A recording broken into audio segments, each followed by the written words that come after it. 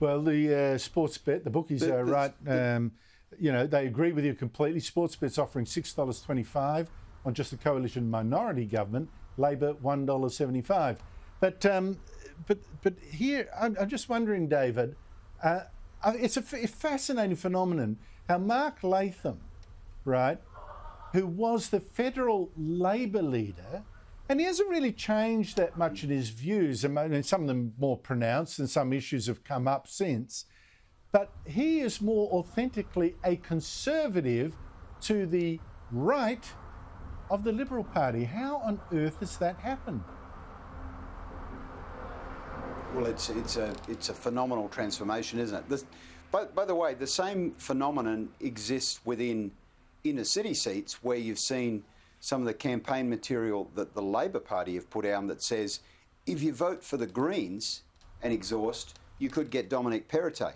So the same thing is operating on the left side of politics, depending on how high the exhaustion rate is, because you can split the vote, right? Now, I've been howled down on this program before for suggesting that those of your listeners who are thinking about voting for One Nation and exhausting after voting for One Nation could help by splitting the Liberal Party vote the election of a Minns government that could be in minority. Now, I don't know where Michael sees that, but most people are talking about minority either way.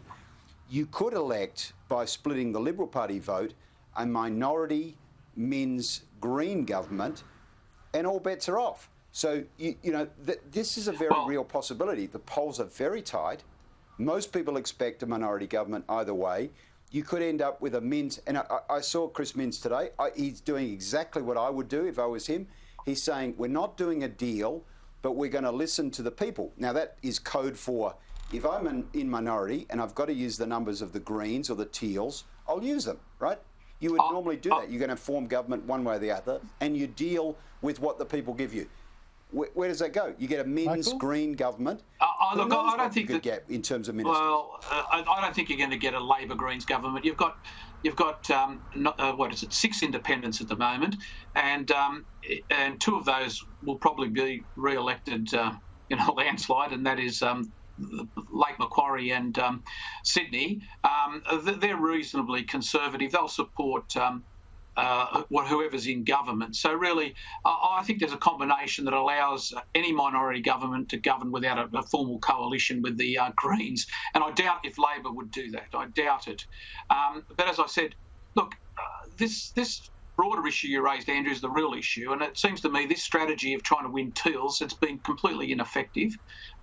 You saw that at the last federal election. It didn't help. I don't understand the thinking of those in the moderate wing of the Liberal Party, how watering down their policies and then providing a forum for people that are to the left of them on those policies is somehow a strategy to win back those people.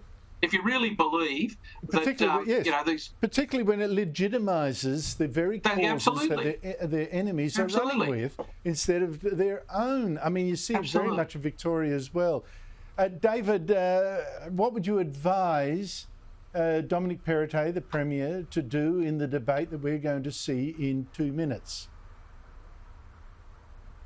I would emphasise the forward agenda he has. I would be emphasising cost of living issues that are obviously running really, really high.